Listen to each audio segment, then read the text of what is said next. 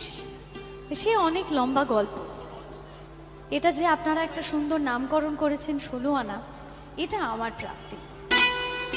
অনেক অনেক ভালোবাসা আপনাদের সকলকে।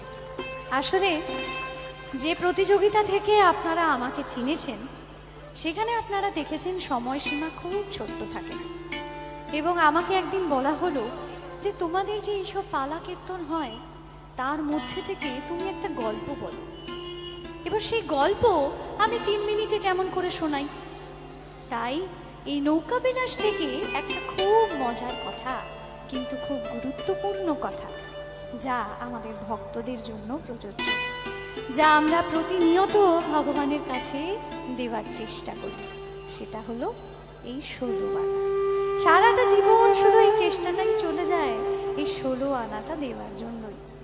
কিন্তু আমরা জগৎ সংসারে এসেই এমন মায়ার জালে জড়িয়ে পড়ি যে 16 আনাকে অর্থ বা মূল্য ভেবে ভুল করে ফেলি। তাই ওইখান থেকে একটা ছোট্ট অংশ আপনাদেরকে শুনিয়েছিলাম, সেটারই নাম করেছেন আপনারা 16 আনা। অনেক অনেক ধন্যবাদ। এই গল্প নদী পাড়ের গল্প। এই গল্প যমুনা নদীর পাড়ের গল্প। অর্থাৎ যদি আমাদের জীবন নিয়ে বলতে হয়, তাহলে এই ভবতে যে আমরা আসি আর তারপরে যে চলে যাই, এই যে পাড়ের নদী, এই নদী পাড়ের গল্প। কিন্তু এত কঠিন কঠিন আমাদের অবুঝ মন তো বোঝে না, তাই সোজা সাপটা একটা গল্প, এক লীলা রচনা করলেন প্রাণ গোবিন্দ বৃন্দাবনে। কি সেই লীলা ছিল? বড়াই মা ও অষ্টসখীকে সঙ্গে নিয়ে রাধারানী গেলেন দধি দুগ্ধ বিক্রয় করতে মথুরার হাটে। এই মথুরার হাটে যেতে গেলে পেরোতে হয় এই যমুনা নদী, যে যমুনা নদী বৃন্দাবন লীলার অপার সাক্ষী। সখীগণকে সঙ্গে নিয়ে রাধারানী যখন যমুনা তীরে উপস্থিত হলেন, দেখলেন গোবিন্দ দূরে এক নৌকা নিয়ে দাঁড়িয়ে রয়েছে। সখীগণ শুধালেন, মাঝি, ও মাঝি, আমারে পার করে দাও, আমরা মথুরার হাটে যাব গো। এই কথা শুনে গোবিন্দ আস্তে আস্তে তার সুসজ্জিত নৌকাখানি তীরে আনলেন। তীরে আসার সঙ্গে সঙ্গে সখীগণ তড়িঘড়ি করে নৌকায় উঠতে গেল। গোবিন্দ তখন তাদের থামিয়ে দিয়ে বলে, দাঁড়াও দাঁড়াও, করো কি? আমার নৌকায় পার হতে গেলে যে ঘাটের মাসুল আগে দিতে হয়।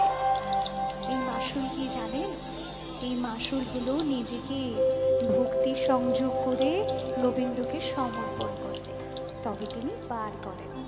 কিন্তু আমরা গল্পের ছলে শুনি সেই লীলার কথা। সখীগণকে গোবিন্দ বললেন, দাঁড়াও দাঁড়াও, করো কি? আমার নৌকায় পার হতে গেলে যে ঘাটের মাসুল আগে দিতে হয়। সখীগণ বললেন, বেশ, তা তোমার ঘাটের মাসুল কত? গোবিন্দ বললেন, শুনবে আমার ঘাটের মাসুল কত? বলি তাহলে শোনো। বলে 16 আনা দে, না দিলে পার করি না।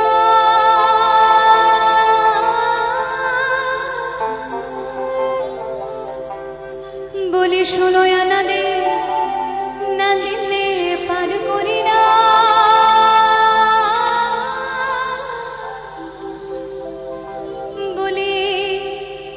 বলি আমারও সুন্দর নাও, চিতায় আসে দে পাও, আমারও সুন্দর নাও, চিতায় আসে দে পাও। আসিয়া গনয়ে 16, আসিয়া গনয়ে 16। এ কথা শুনে সখীগণ বলে, বলো কি হে মাঝি, 2-1 পয়সায় পার হয়ে যায়। এই যেরকম একটু কম ভক্তি, একটু কম সমর্পণ, তাই বলছে 2-1 পয়সায় পার হয়ে যায়, আর তুমি কিনা বলো 16 আনা। আচ্ছা বেশ, আমরা না হয় 1 আনা দিব হে, 1 আনা দিব হে, দিবই আমরা 1 আনা, করে আসি বেচা কিনা, দিবই আমরা 1 আনা, করে আসি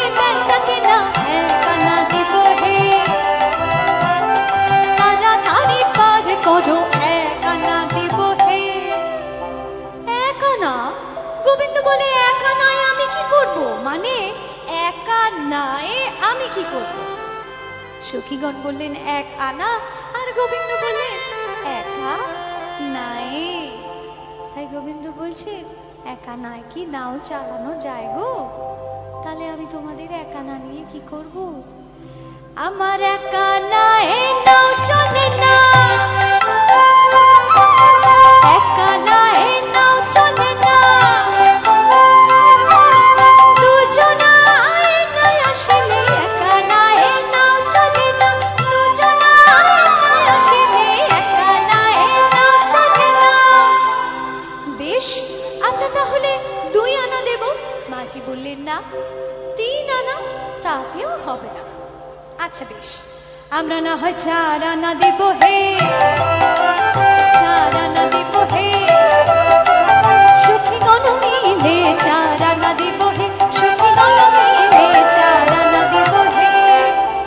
4 আনা নিয়ে আমি কি করি বলো? চতুর্বর্গে যে ফল ফলে না, তাই 4 আনা নিলে এই চতুর্বর্গ থেকে যে মুক্তি মিলবে না। আমি 4 আনা লই না, আমি 4 আনা লই না, চতুর্বর্গের ফল ধরে না, 4 আনা লই না, চতুর্বর্গের ফল ধরে না, 4 আনা লই না। আচ্ছা বেশ, আমরা 5 আনা দেব। মাঝি বললেন 5 আনায়ও কাজ নেই গো, কারণ এই ঘাটে যে পঞ্চভূতের আনাগোনা, এই দেহ পঞ্চভূতে তৈরি, পঞ্চভূতেই বিলি, তাই 5 আনা নিয়েও কোনো লাভ নেই। তাহলে বলছে বেশ, তাহলে আমরা 6 আনা দেব। না, 7 আনা, তাতেও হবে না। আচ্ছা বেশ, বেলা বয়ে যায়, আর কথা বাড়িও না। আমরা না হয় 8 আনা দেব হে, 8 আনা দেব হে, সখীগণ মিলে 8 আনা দেব হে, সখীগণ মিলে 8 আনা দেব হে। সখীগণ বললেন গোবিন্দকে আমরা 8 আনা দেব, তুমি পার করে দাও। গোবিন্দ এবার বিশ্লেষণ করে বলছেন 8 আনা মানে তো যাকে কেউ টানে না, যাকে কেউ টানে না, তা নিয়ে আমি কি করি? 8 আনা, 8 আনা, 8 আনা, 8 আনা, কেউ টানে না প্রাণের টানে, 8 আনা, 8 আনা, কেউ টানে না প্রাণের টানে, 8 আনা, 8 আনা। মাঝি তুমি 8 আনা মানে বোঝো না? 8 আনা মানে হলো 1 টাকার অর্ধেক গো, অর্থাৎ খণ্ড টাকা। আচ্ছা বলুন দেখি, যিনি অখণ্ড চৈতন্য, তিনি কি খণ্ড টাকা নিতে পারেন? তিনি খণ্ড নিতে পারেন? তাই গোবিন্দ বলছেন আমি খণ্ড তো নই না, আমি খণ্ড তো নই না, অখণ্ড চৈতন্য আমি খণ্ড তো নই না, অখণ্ড চৈতন্য আমি খণ্ড তো নই না। বেশ, তাহলে আমরা 9 আনা দেব হে, 9 আনা দেব হে, ওহে ঘাটে 9 আনা বিক, 9 আনা দেব হে, ওহে ঘাটে 9 আনা বিক, 9 আনা দেব হে। গোবিন্দকে কিনা বলে ঘাটের 9 নাবিক?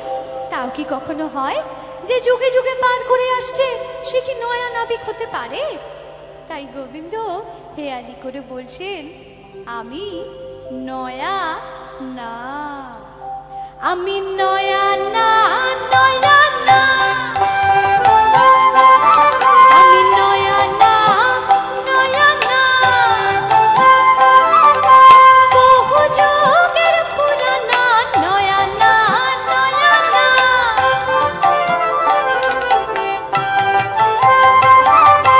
যুগে যুগে পার করি 9 না, 9 না, যুগে যুগে পার করি 9 না, 9 না।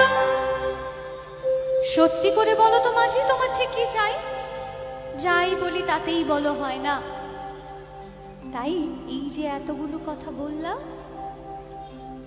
বৃন্দাবন লীলার এই নৌকা বিলাস খণ্ডে গোবিন্দ অন্তে এসে বলছেন যে সত্যি সত্যি আমাদের মতন অধমের থেকে তার চাই কি চাই বলুন? বলছেন তোমাদের 16 আনা দাও না। কিভাবে দেবেন? ব্যাগ থেকে 1 টাকা না ইউপিআইতে 1 টাকা? কোনটা? এভাবে 1 টাকা চাই না যে সে চায় 10 6 যোগ করে 16 আনা দাও না। কোথায় পাবেন 10 আর কোথায় পাবেন 6? বলছেন 10 ইন্দ্রিয় আর ষড়রিপুকে একত্রিত করে সমর্পণ করুন গোবিন্দ চরণে, তবেই যে 16 আনা। তোমাদের 16 আনা দাও না, 16 আনা দাও না। 10 6 যোগ করে 16 আনা দাও না। 10 6 যোগ করে 16 আনা দাও না। 10 6 যোগ করে 16 আনা দাও না। কে দেবেন 16 আনা? কে দেবেন দেখি? আপনি দেবেন না? দেবেন? কে দেবেন? হাত তুলুন দেখি। কে? সবাই একটু ধরে রাখতে হবে। 16 আনা দিচ্ছি, 1 মিনিট একটু ধরে রাখতে পারবো না? বাকিরা দেবেন না তো? বাকিরা দেবেন? সবাই দেবেন? যারা যারা দেখি একটু সত্যি সত্যি করে হাত তুলুন দেখি। 16 আনা কারা দেবেন? এবার 2 হাত তুলুন দেখি সত্যি সত্যি করে। হরি বল।